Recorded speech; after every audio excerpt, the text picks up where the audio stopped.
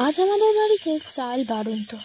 আমাদের নেই বলে কিছু বলতে নেই, তাই চাল বাড়ন্ত বললাম। তাই অল্প পান্তা ছিল, সেটাকেও আলু ভাতে দিয়ে মেখে খেয়ে নিলাম। এই বর্ষার সময় পান্তা খেতে খুব একটা ভালো লাগে না, কিন্তু নষ্ট হবে এই ভেবে খেয়ে নিলাম। এই নীলটা ডামটা ছিল আমাদের সরু চালের ডাম, যেখানে আমরা কেনা চাল খাই, আর এটা আমাদের রেশনের চাল। সরু চাল রেশনের চাল দুটো অনেক সময় মিক্স করেই খাওয়া হয়, কেননা রেশনের চালগুলো তো নষ্ট করা যাবে না। আর সরু চালের যা দাম, 50 টাকা 55 টাকা করে কিলো। আর এখানে আজকে ভাত বসিয়ে দিয়েছি। বাজার হাট তেমন কিছু ছিল না, আর সত্যি বলতে মন মেজাজও ভালো না, তাই বাজার হাটের দিকে গেলামই না।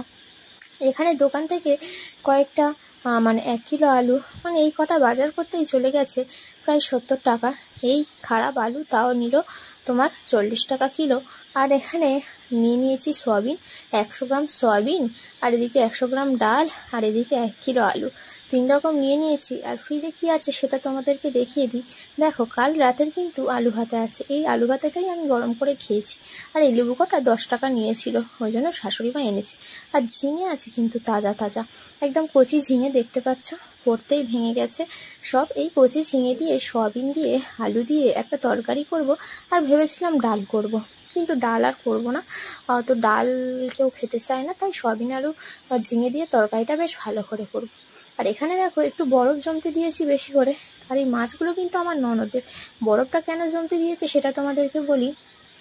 আমরা এখন এই বর্ষাকালে সত্যি বলতে হোঁচট খাচ্ছি, পড়ে যাচ্ছি, বিশেষ করে আমি আর দিয়াঙ্ক। সে কারণে বরফটা রেখে দিয়েছি, যখন একটু লাগবে টাগবে হট করে দিতে পারবো। আর ফ্রিজে একটাই ডিম ছিল, এই ডিমটাকে ভেজে পান্তা খাবো বলে বার করে নিয়েছিলাম। আর এদিকে দেখো, ভাতটা নামিয়ে নিচ্ছি। ভাতটা নামিয়ে এখানে ডিমটা ভেজে নেবো।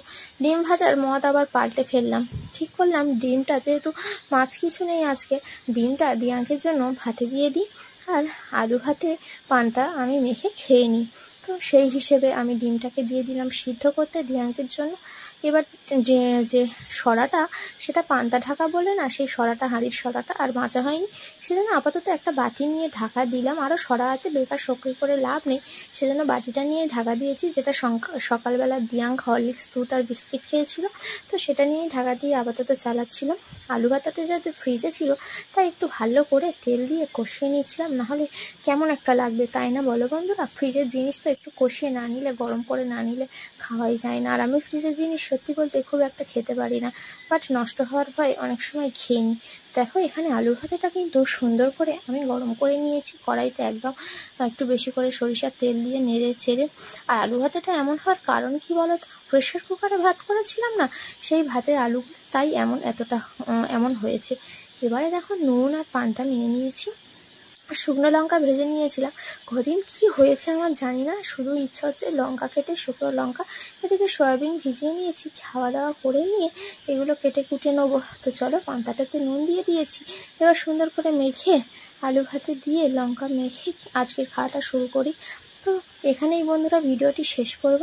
তোমরা এই বর্ষাকালের সময় কে কী করছো আমার সবাই কিন্তু কমেন্ট করে জানাবে। হ্যাঁ, এই বর্ষাকালে কিন্তু আমাদের মতো দিন আনি দিন খাওয়া মানুষদের খুবই সমস্যায় দিন কাটাতে হয়। যাই পারে হোক, আজকের এখানেই পান্তা খাওয়া দিয়ে আমার ভিডিওটা শেষ করছি। পান্তা আমার রোজ খাওয়া হয় না, বাট আজকে খেতে ভালো লাগছিল, ঘরে যেমনটা হয়।